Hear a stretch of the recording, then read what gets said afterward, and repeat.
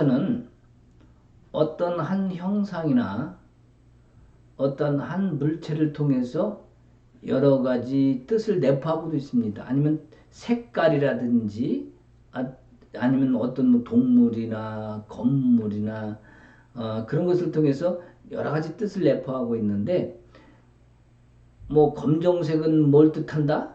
어떤 동물은 뭘 뜻한다?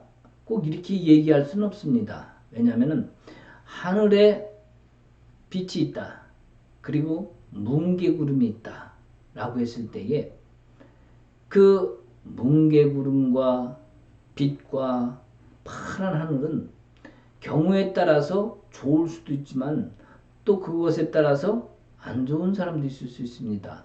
어떤 농부가 땅에서 일을 하고 있습니다. 그러면 자, 땀을 뻘뻘 흘리고 일을 하는데, 자, 햇빛이 쨍쨍 내려쬐다가 구름이 싹 가립니다. 그럼 어떨까요? 농부는 아이고 하나님 감사합니다. 아, 이제 좀 시원해 살겠다.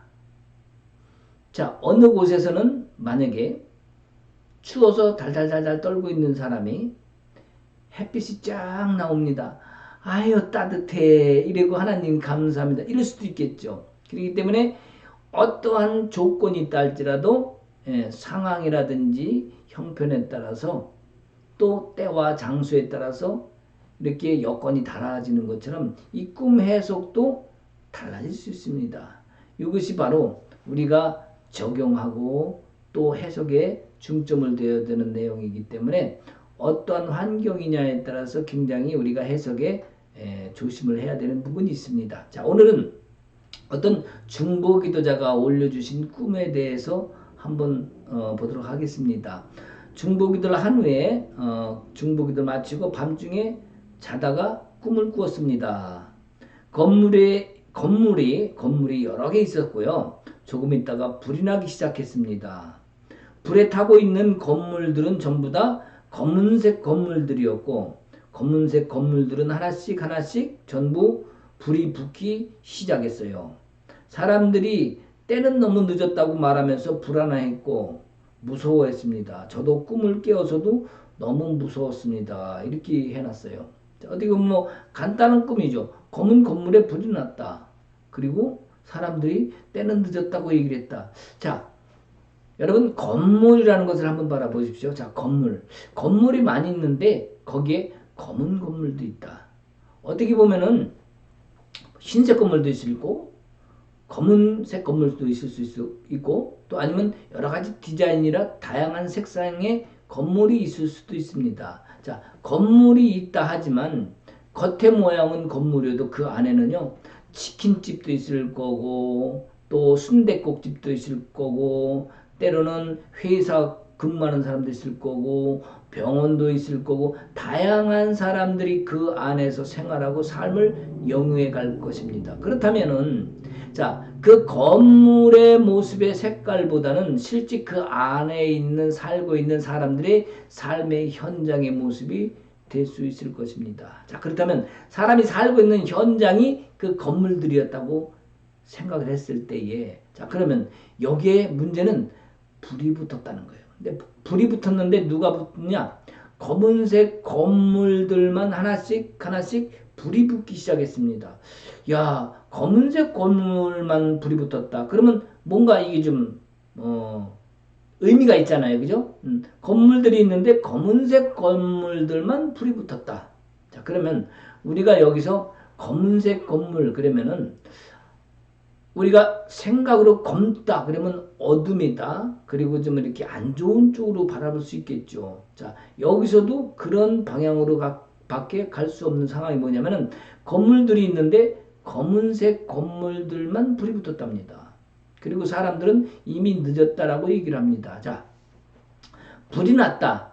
그 사람들이 쏟아져 나올 수 있습니다. 그리고 구조를 받을 수도 있습니다.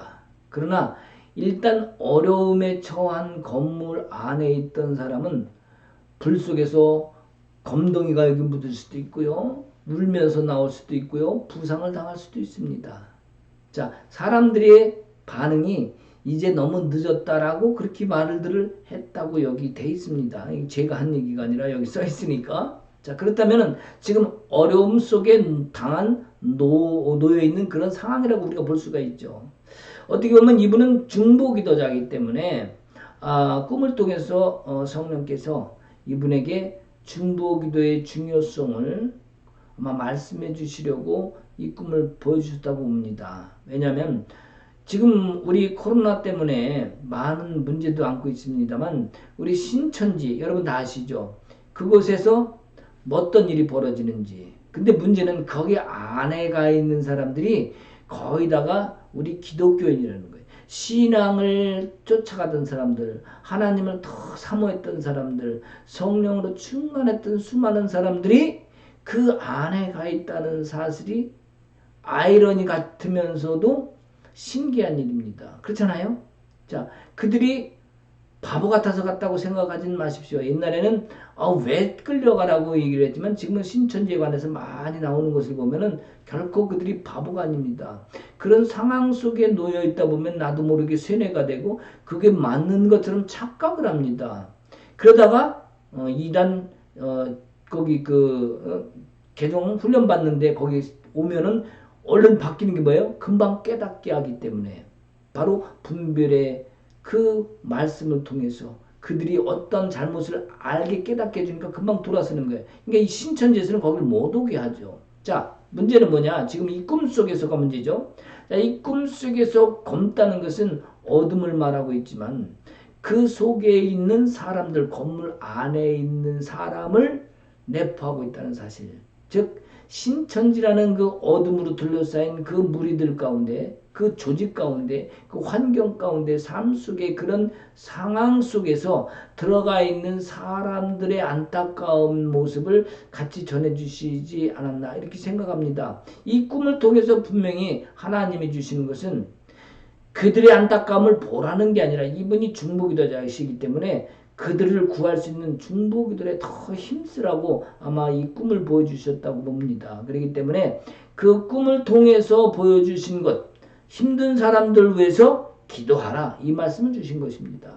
우리도 그 영혼들 위해서 기도해야 됩니다. 왜냐하면 하나님은 지금 시대에 그들이 악한 것을 하나님 스스로 드러나 보여주시고 알게 해주셨습니다.